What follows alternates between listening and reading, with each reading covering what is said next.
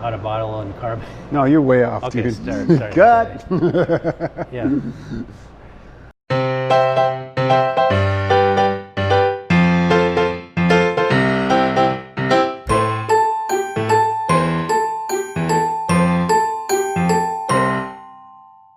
Here we go. Colin and Steve from Number 12 Cider. You might have seen some of our videos. We have some questions on some of our videos that we thought we might try to address today, right?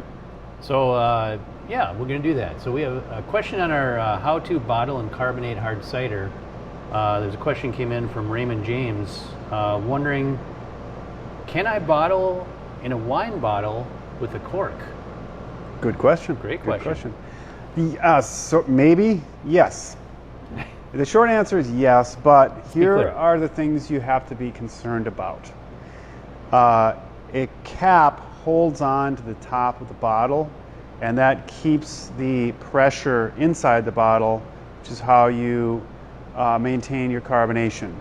A cork in a wine bottle is not fastened to the top of the bottle. It only relies on the tension from the cork touching the bottle. So when it builds up carbonation, it will probably force that cork out of the bottle and you lose your carbonation.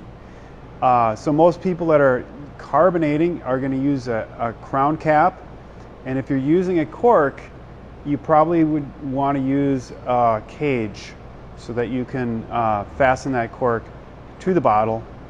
And still, I would be concerned about the pressure rating of the bottle. So if you want to carbonate things, you should probably use a bottle that's suitable for carbonation and a cap that is going to stay in. So use a cage as to not pop your cork. Don't pop your cork. Okay. What's the next question? Question is, did you guys pasteurize after bottling? And the answer is no. We did explain this in a recent video. You can pasteurize in the bottle after you bottle. So it's tricky, but you can add way too much sugar for bottle conditioning and let it partially ferment in the bottle and then pasteurize it in the bottle by heating that bottle, either in a pot of hot water or other means. But one thing you're going to encounter is bottles exploding. So we have pasteurized after bottling before. We have, on every occasion, had bottles exploding. There's a way to pasteurize in the bottle without exploding bottles, and that's something to look into. Okay. So we have another question here. Can you use priming sugar in the bottles, but stop before it's all consumed for a sweet carbonated cider? I don't like the idea of using those sweeteners, is what Publi 72 says.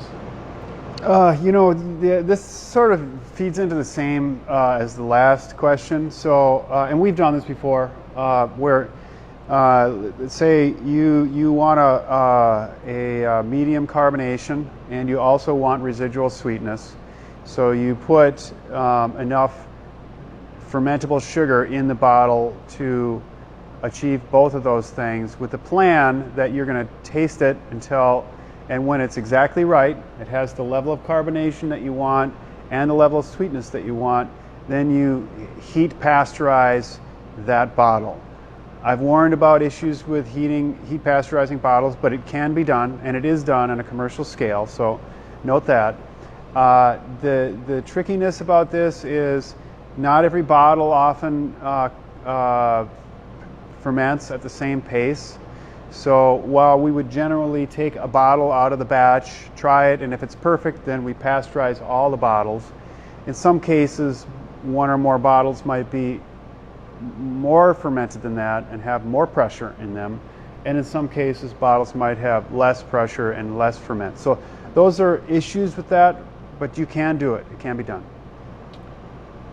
Okay, we got another one here from Martin Love. It says, any idea how much sugar you can add to a bottle before it becomes a bomb? And he goes on to explain a couple other related issues. Yeah, I mean, you know, you want to be very clear about your measurements, and you want to double check, triple check to be sure that your calculations are right. But if you stick somewhere in the range of, say, 10 to 50 grams per gallon of, I'm talking just table sugar, white sugar, 10 to 50 grams per gallon of sugar, sorry, let me say that again, 10 to 50 grams of sugar per gallon of cider, that's a pretty safe range.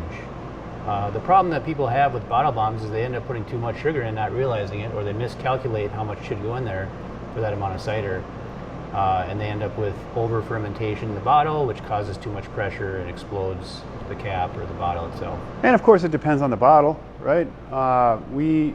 If you get a champagne bottle, those are rated for a really high pressure level. I mean, it's not unlimited, so you can even blow up them, but the standard 22-ounce bomber, if you just hold a champagne bottle and the bomber in your hand, you can tell that there's a lot less mass in the 22-ounce bomber. So, you know, your 22-ounce bomber might explode if you put 75 grams per gallon of sugar in there, whereas your champagne bottle might hold 100 grams per gallon. So those, you got to look at the pressure rating of your bottle if you want to push it to the limit. But don't be afraid to put sweetness in there.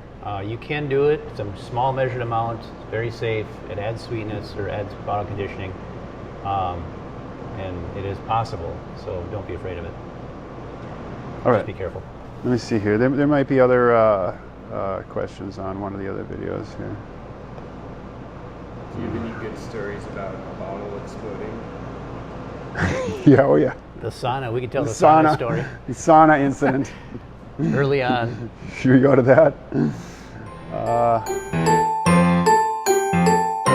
But speaking of bottles exploding, nothing.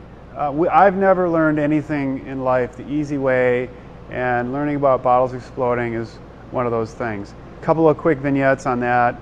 I did, as many of you viewers might do, try to pasteurize on the stove. In that case, I used a pickling container that had a rack that you could lift out so that the bottles weren't touching the bottom. I did use that successfully for one batch of about 20 bottles, and in the second batch of about 20 bottles, one of them exploded very violently all over the stove in the kitchen, and glass shards everywhere.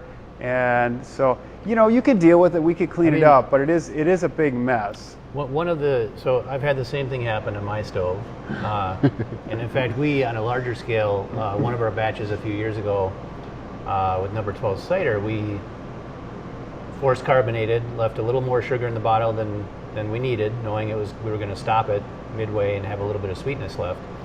And we were dropping cold bottles of cider into 180 degree water, which is too much of a variation, and we were dropping bottles like crazy. So you really need a couple different pools of water and a couple different gradation steps. So we went from cold to room temp to like 120 degrees and then to 180 degrees.